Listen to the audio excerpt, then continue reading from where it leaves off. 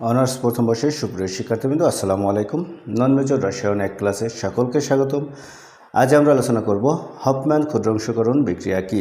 এই প্রশ্নটা তোমাদের টিকা আকারেও আসতে পারে যে হফম্যান ক্ষুদ্রাংশকরণ এর টিকা লিখো। এখানে তোমাদের প্রশ্ন আকারে দেওয়া আছে হফম্যান ক্ষুদ্রাংশকরণ বিক্রিয়া উদাহরণ সহ আলোচনা করো। আমরা প্রথমে জানব হফম্যান ক্ষুদ্রাংশকরণ বিক্রিয়া বলতে কি বোঝায়। হফম্যান ক্ষুদ্রাংশকরণ বিক্রিয়াটা বিজ্ঞানী হফম্যানের নাম অনুসারেই করা হয়েছে এবং ক্ষুদ্রাংশকরণ বলতে সেখানে ক্ষুদ্র অংশটাকে বোঝানো হচ্ছে, অর্থাৎ আমরা যে বিক্রিয়ক নেব সেই বিক্রিয়কটা যদি ক্ষুদ্র অংশে বিভক্ত হয়ে যায় তাহলে তাদেরকে আমরা বলবো হফম্যান ক্ষুদ্রাংশকরণ বিক্রিয়া।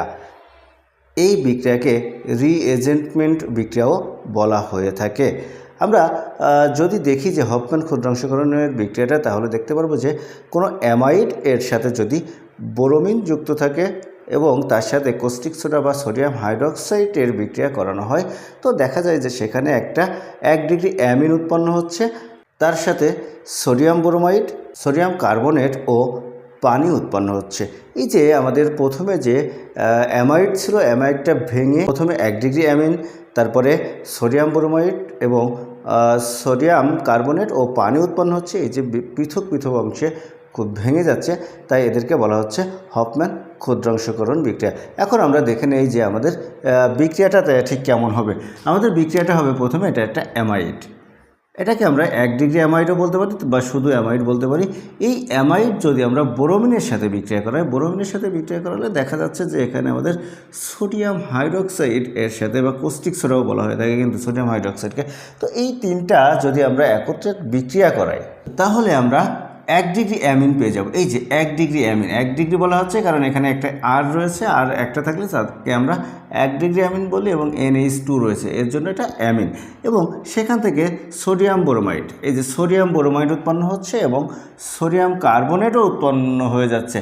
তাহলে আমাদের সোডিয়াম কার্বনেট উৎপন্ন হচ্ছে, সোডিয়াম ব্রোমাইড উৎপন্ন হচ্ছে, 1 ডিগ্রি অ্যামিন উৎপন্ন হচ্ছে এবং সেখান থেকে পানিও উৎপন্ন হচ্ছে। তো আমরা দেখতে পাচ্ছি যে একটা বড় একটা যৌগ ছিল, সেই যৌগটা বিভিন্ন অংশে ভেঙে ভেঙে ক্ষুদ্র ক্ষুদ্র অংশ তৈরি করছে।